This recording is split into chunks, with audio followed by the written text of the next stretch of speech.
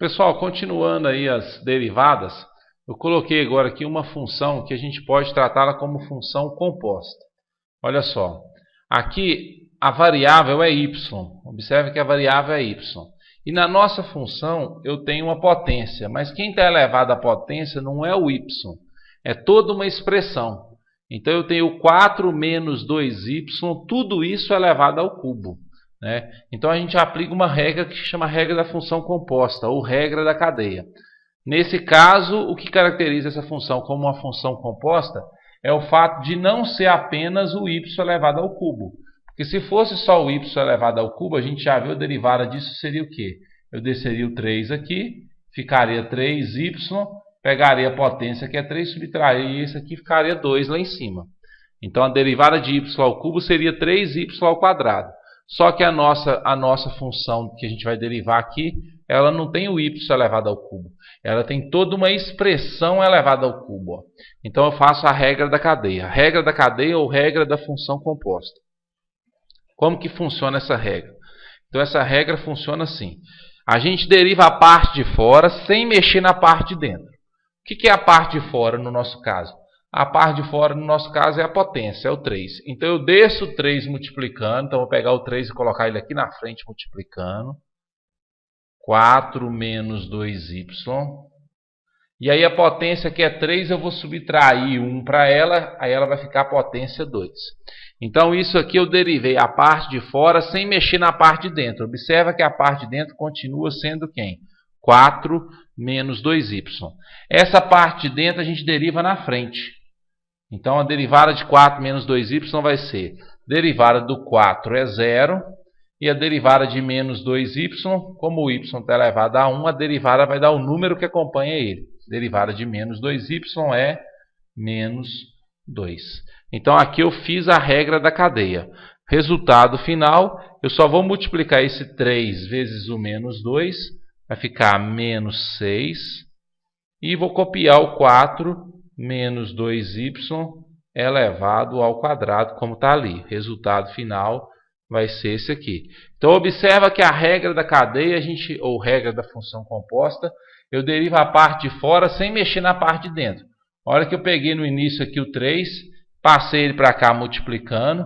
Na potência eu subtraí 1, aí o 3 menos 1 virou 2. E observa que a parte de dentro, que era 4 menos 2y, continua sendo 4 menos 2y. E a derivada dessa parte de dentro eu fiz na frente. Aqui, a derivada dela eu fiz na frente, que deu menos 2. A derivada do 4 é 0. A derivada de menos 2y é menos 2. Então eu derivei a parte de fora sem mexer na parte de dentro. Depois derivei a parte de dentro. Outro exemplo. Aqui poderia ser o seguinte. Ó, vamos pegar f de x. Não importa se é x, se é y, qual que é a variável, não importa. A forma de fazer é a mesma. Vamos pegar isso aqui, ó, 3 sobre raiz de 1 mais 2x. Então, vamos fazer essa derivada aqui. Observa que aqui a gente tem raiz de 1 mais 2x. Então, eu vou escrever o seguinte, ó, 3. O que é raiz de 1 mais 2x? É 1 mais 2x elevado a meio. Então, essa raiz de 1 mais 2x é 1 mais 2x elevado a meio. Ainda posso fazer outra coisa. Posso escrever isso aqui assim, ó, 3 vezes 1 mais 2x elevado a menos meio. Ou seja, eu peguei 1 mais 2x elevado a meio, que estava aqui embaixo, e passei ele para a parte de cima. Coloquei ele aqui junto com 3. E toda vez que a gente muda alguma coisa de lugar na fração, a gente tem que trocar o sinal do expoente. Observa que o expoente dele era meio e agora ficou menos meio. Então essa função eu reescrevi ela da seguinte forma. Então a função ficou assim, ó, 3 vezes 1 mais 2x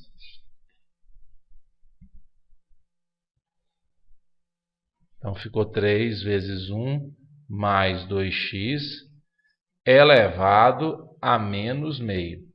Então, a gente tem isso aqui. Aí, nós vamos fazer a derivada, então, agora. Ó. Vou colocar aqui, ó, derivada. Vou colocar a linha. Então representa que eu estou fazendo a derivada. Então a linha representa a operação a ser feita, né?